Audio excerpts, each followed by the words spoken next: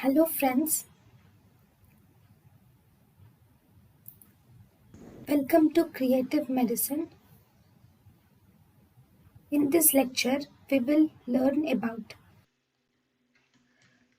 Sorafenib. This sorafenib will actually inhibit, see, it has a big mechanism of action. It will inhibit serine or threonine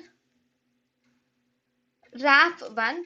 Okay, it will also inhibit vascular endothelial growth factor receptor 1, 2, 3. It will also inhibit platelet derived growth factor receptor beta, and then it will also inhibit tumorogenic receptor tyrosine kinases, that is RTKs. RETs, FLT3 and c-KITs are all inhibited by sorafenib, and thus sorafenib is used as a standard therapy for unresectable hepatocellular carcinoma. Those hepatocellular carcinoma are tumors which cannot be resected due to whatever the reason may be. In them we can use this sorafenib. thank you and thank you for watching.